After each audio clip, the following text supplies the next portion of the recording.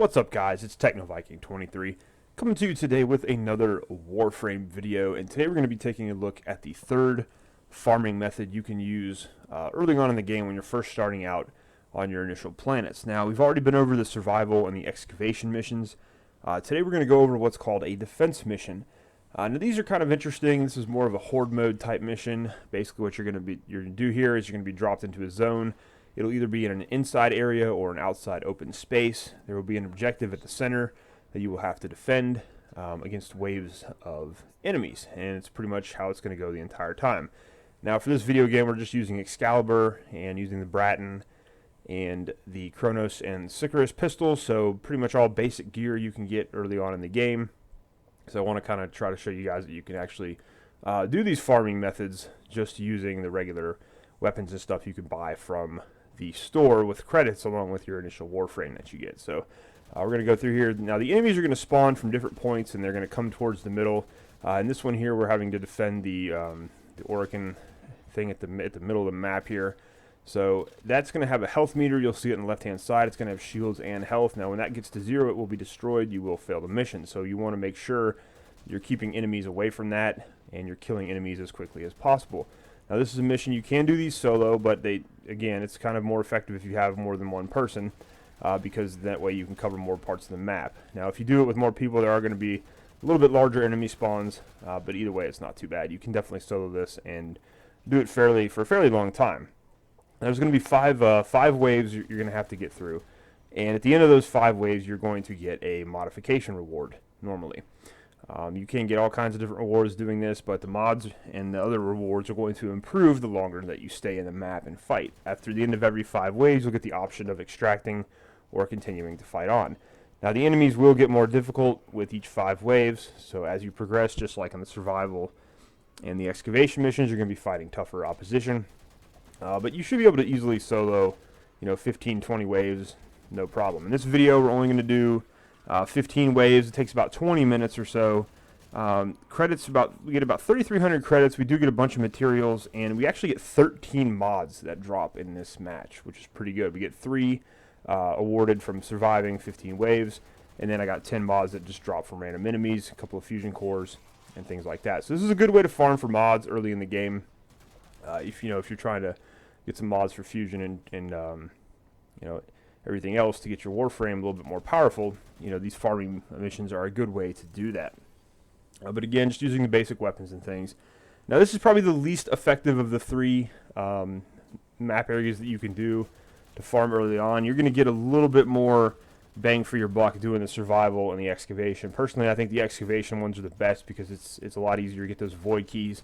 And I'll do a video on what the void is later on, more in depth, to show you guys kind of that next step. Once you've got some of those void keys acquired and got your Warframe powered up a little bit, you can go into the void missions and start earning some better items and things. So that's what we'll be going over a little bit later, but I just wanted to kind of show you guys more in depth the 3 main farming methods you can use early in the game to help yourself get ahead and make the most of your time. That way you're kind of not just going around treading water. A lot of people have trouble at first acquiring gear and things and being able to build blueprints, and they get frustrated with the game. So I hope these 3 videos I've done on these farming methods will help you guys get a little bit more materials and credits and whatnot, and help you be able to enjoy the game a little bit more with some better gear early on.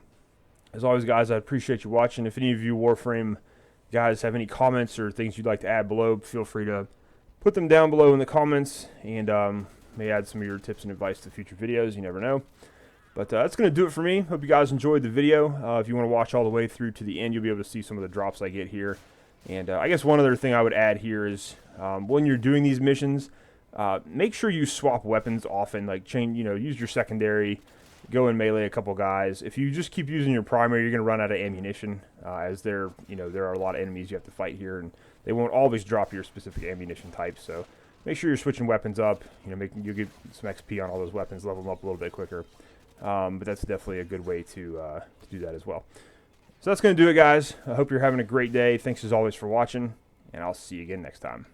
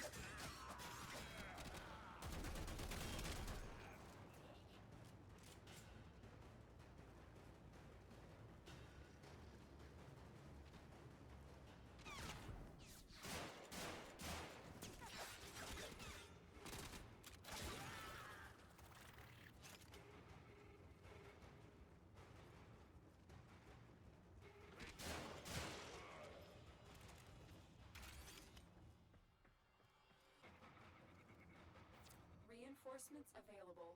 Do you choose to leave now or continue fighting? Keep fighting. Another opportunity to extract will appear soon.